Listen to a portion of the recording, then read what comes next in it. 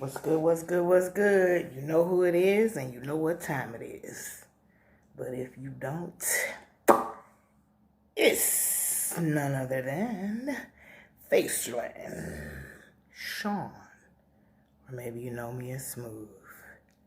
Whatever the case may be, welcome back, welcome back, welcome back. Pew. It was a gloomy Monday in these parts. Got some necessary things done, including but not limited to laundry. And then I took a loss at the slots. I am not supposed to be playing slots until I hit Vegas next month for my birthday. But the slots are connected to the laundromat, so what do? If you're me, you go in.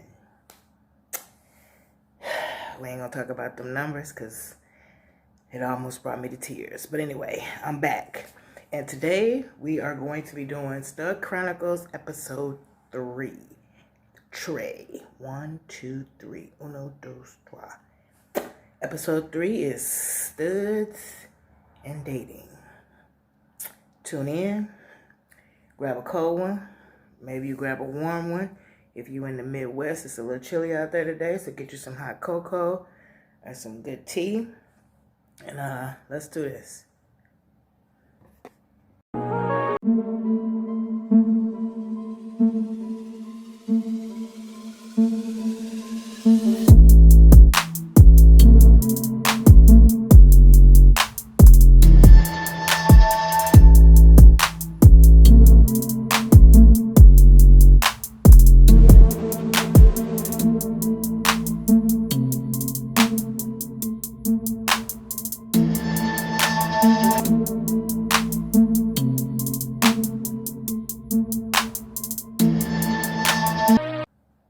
All right. As mentioned, tonight's topic is drumroll. Studs and dating. My, oh my, oh my. How far do I go back? Most of us started as just like our heterosexual friends did. We did a little bit of kissing, feeling, show me, I'll show you in, and then the infamous clothes burning. For those of you who want to play innocent and pretend you don't know what clothes burning is, it's known in the Pornhub Central as, well, they got two different words for it. They call it tribbing, and they call it dry humping. Basically, you're creating friction between bodies, which creates that emotional, sensual feeling that we're doing something. We're doing something. Yeah, what the hell were we doing? Heck. Anyway, that's how we started off, right? Right. So, for me, I think I mentioned in a previous video, having anxiety, I was definitely never the first one to make a move.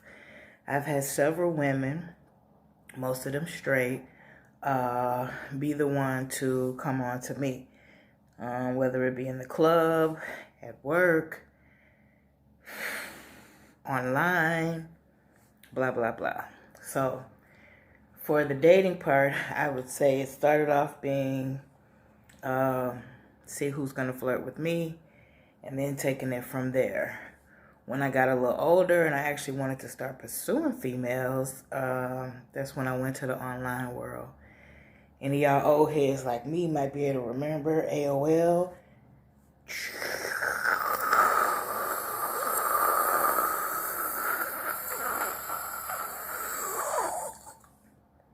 You have mail. Yep, that's where we started, right? So AOL chat, Black Planet, MySpace. Yeah, so started meeting females, even met a couple of women on the dating part of the newspaper way long time ago. They used to put ads in there.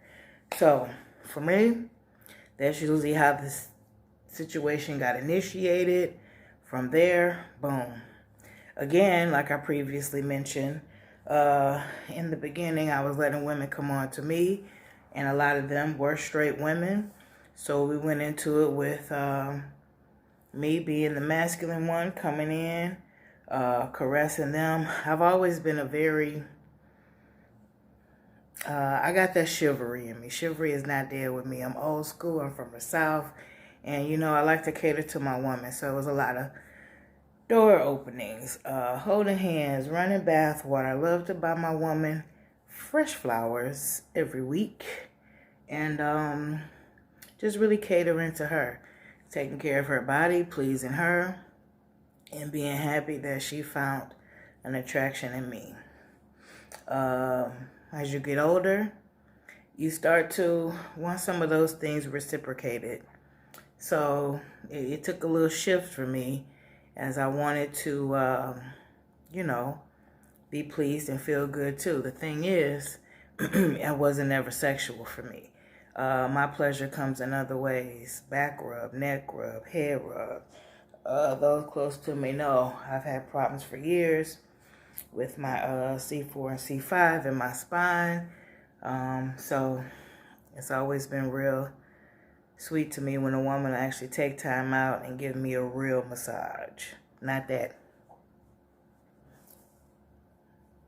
And if you go downtown for 2 days, or maybe 2 minutes like that on her, she got a problem with it. But that's how you want to rub me, huh? Think about it. So that kind of caveats me into my first concern or issue with that. Man, being a stud in this dating world, you know, some of these women out here get it twisted. Like, y'all forget, even with your man, you got to please him. Come on now. You know what you be doing to please these men out here.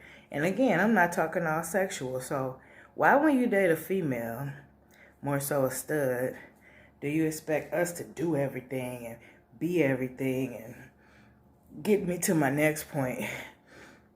There are some studs out here who literally took on the male role. There are even some studs who are making that transition into being a complete male. However, that's not all of us. And actually, that's not many of us. One thing I decided, and I told my son the same thing. If we don't grow up to work well with our hands, then we need to grow up to have the mind to be able to hire the people to work well with their hands. So, no ma'am, I can't fix your car. No ma'am, I can't fix the plumbing.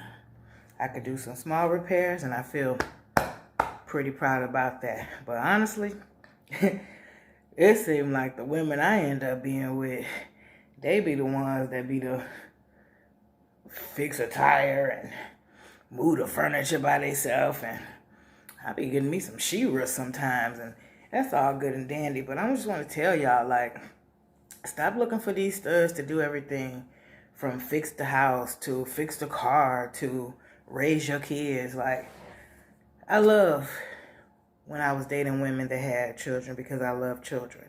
I wanted to have several children myself, but when my son's dad decided that he wanted drugs more than he wanted us, it was a wrap. Wasn't going to have multiple baby daddies. For those who do, no judgment. Just wasn't going to be me.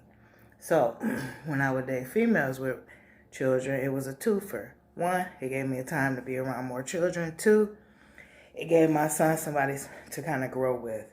Times that was good, and other times that went all wrong because I didn't want those behaviors to transfer to my son.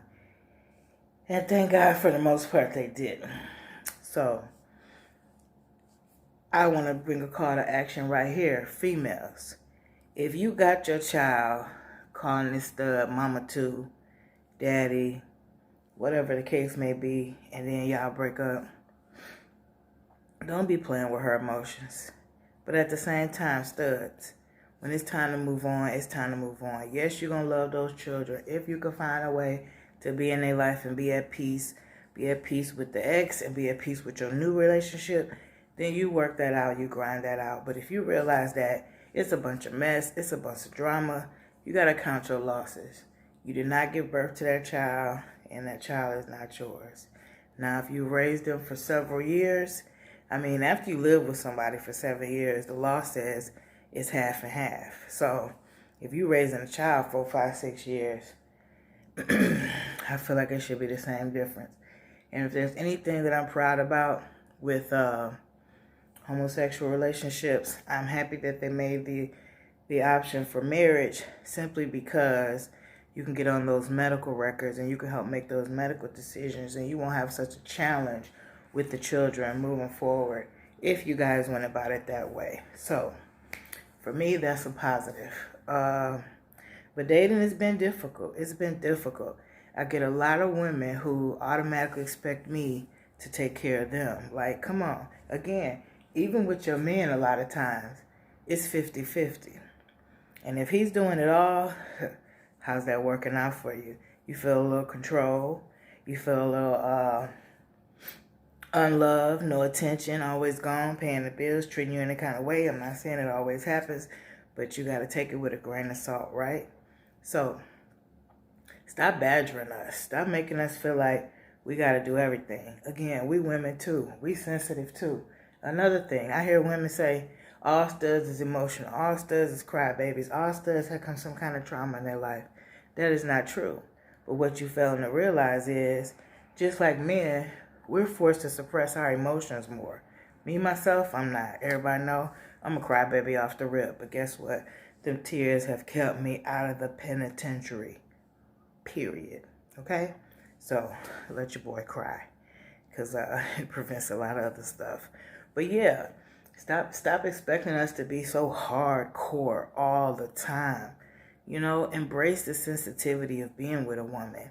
Otherwise, just go get you a whole man. Like, for real, you're doing too much. It's hard out here. And like right now, been out of my relationship, trying to get back into the dating game. You know, it's one way or the other, it seems like for me. I find a woman that I'm really into, and then I got to play this chase game. Or I find a woman that's really into me, but she coming with this whole, you know, expectations, blah, blah, blah. It's hard. It's hard for one because unless the woman is outwardly gay and she just told me in some kind of network, I don't know. So for one, I don't ever want to offend a woman by trying to approach her and she's not with the lifestyle. And for two, I'm just very selective and careful about who I start something up with. I'm getting ready to be 46 years old next month. I've been through a lot. I got more on my body count than I ever would wish to have. And I still dream of getting married. Marriage for me is sacred. Ain't no divorce. Ain't no 1, 2, 3, 4. This is my 4th marriage. Like, again, no judgment, but it just ain't me and it can't be me. And I don't see how I'll feel comfortable marrying a woman that's been married multiple times. Like, I want it to be as special as a moment for her as it is for me. I see people get married in their 50s. I see people get married in their 60s. So I am not giving up hope. You know, I've learned how to manifest more in myself. I'm taking more control of my mental health.